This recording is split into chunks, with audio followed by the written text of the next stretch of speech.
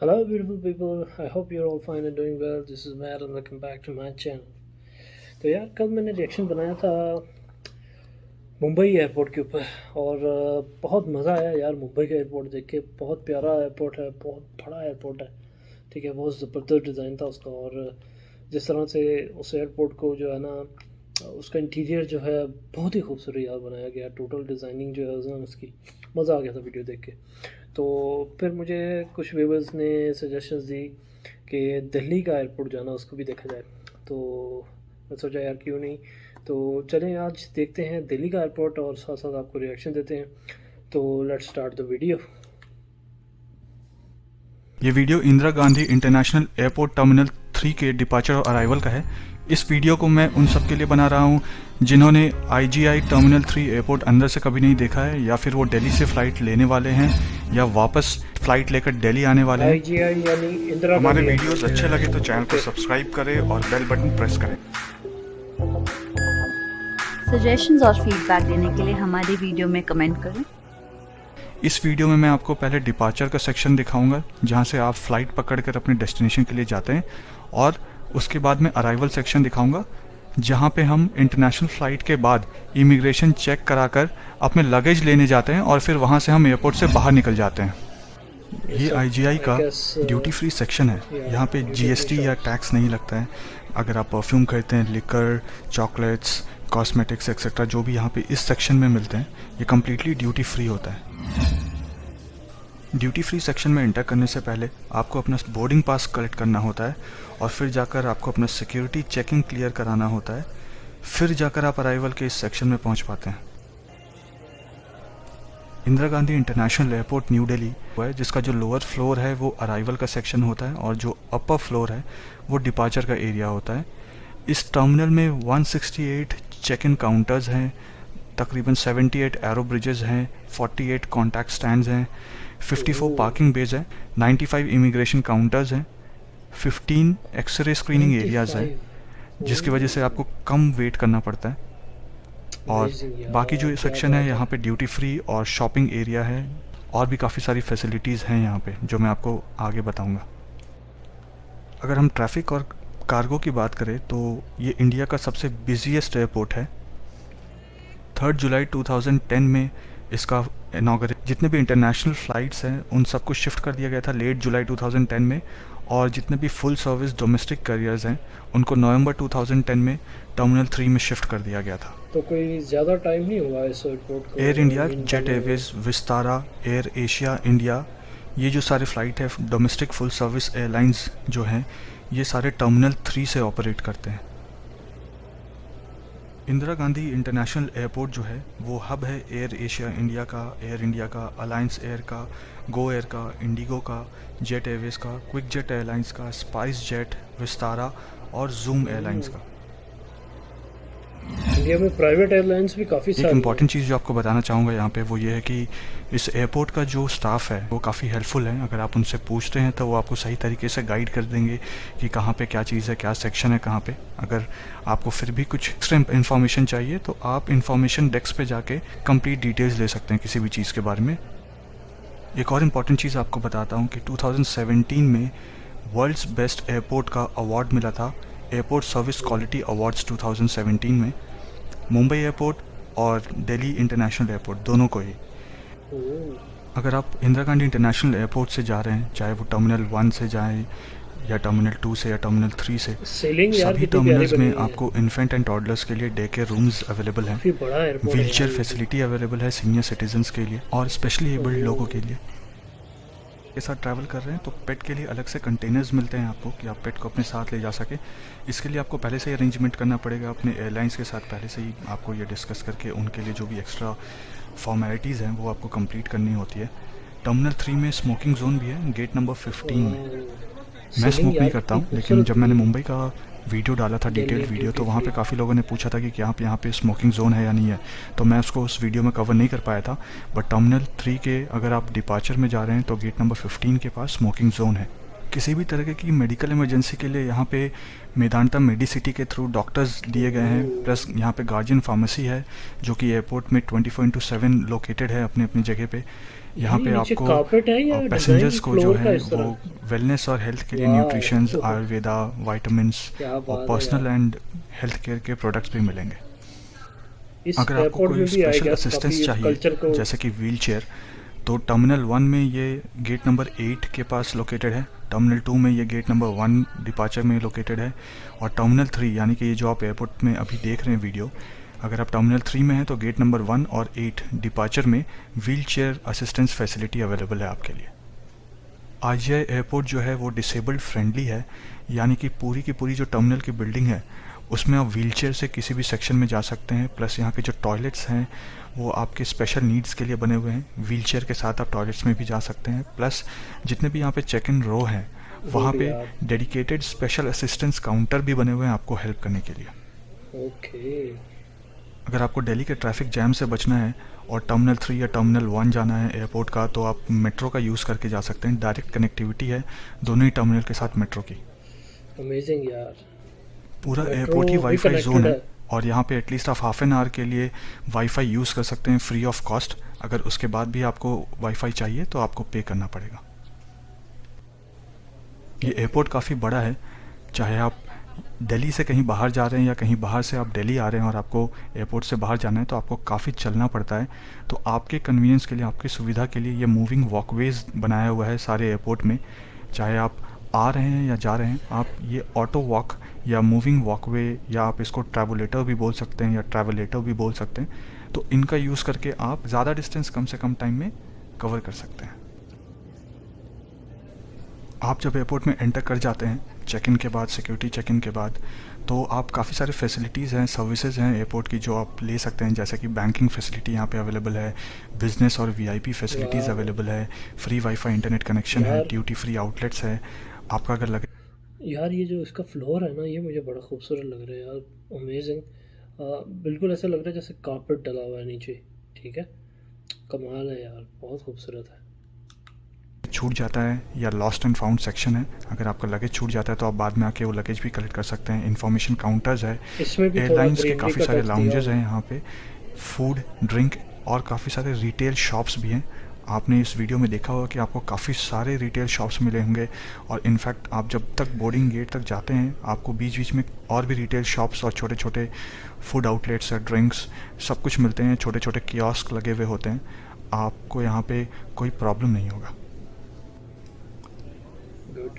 अब मैं आपको यहाँ के जो लॉन्जेस हैं उसके बारे में बताता हूँ। तो एयर इंडिया लॉन्ज है जिसका नाम है महाराजा लॉन्ज, ये डोमेस्टिक डिपार्चर्स और इंटरनेशनल डिपार्चर्स दोनों के लिए है। ऑलवेज वीआईपी गेस्ट सर्विस, इसका भी लोकेशन डोमेस्टिक अराइवल्स और इंटरनेशनल अराइवल में है।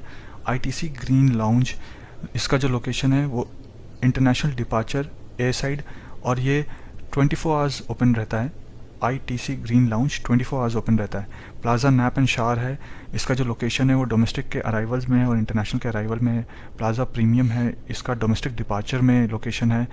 जो दी एमएक्स प्लैटिनम लॉन्ज है वो भी डोमेस्टिक डिपार्चर में। शावर एंड मसाज लाउंज है डोमेस्टिक अराइवल लेवल पे। सिल्वर क्रिश लाउंज है, ये सिंगापुर एयरलाइंस का लॉन्ज है।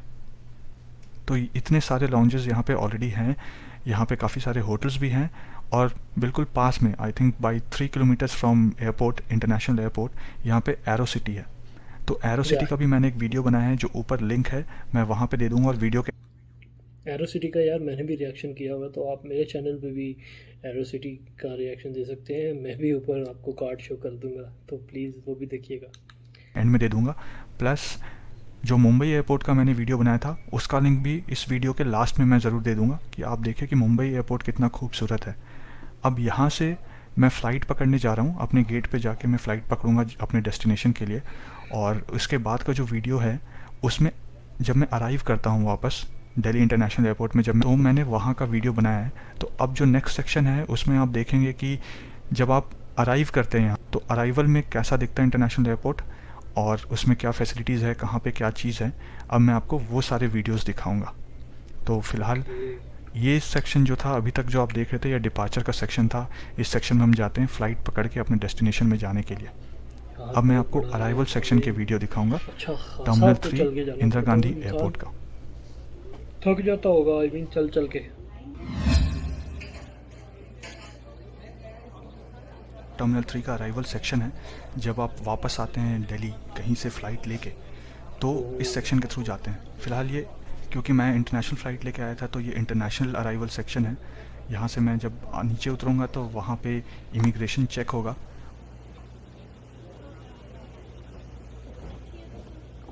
यहाँ लेफ्ट हैंड साइड आप नीचे देख सकते हैं कि ये इमिग्रेशन चेक के काउंटर्स लगे हुए हैं। जब आप इंटरनेशनल फ़्लाइट लेके आते हैं तो आपको यहाँ पे इमिग्रेशन चेक करना होता है।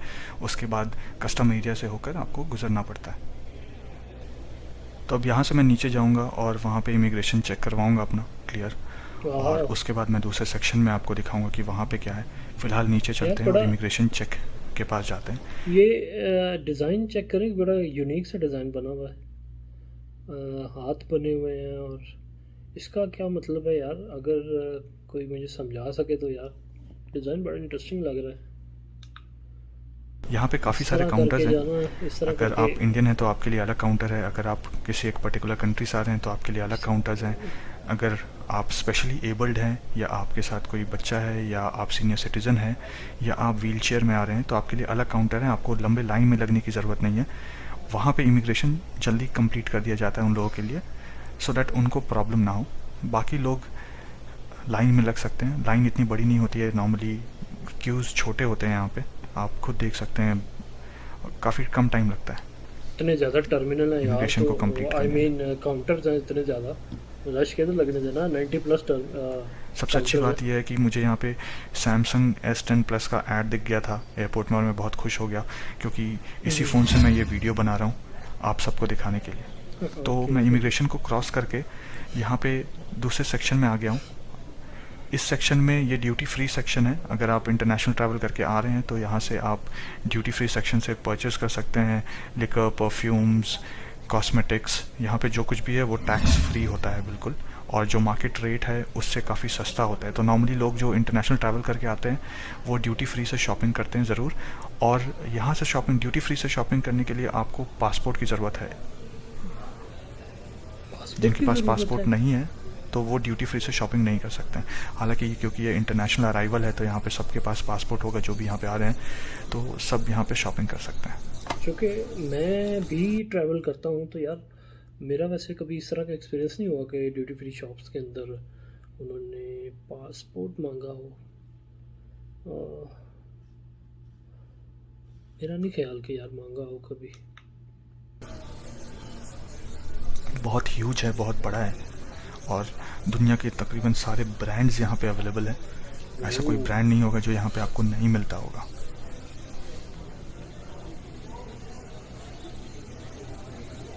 बहुत ही ह्यूज है और बहुत सुंदर है।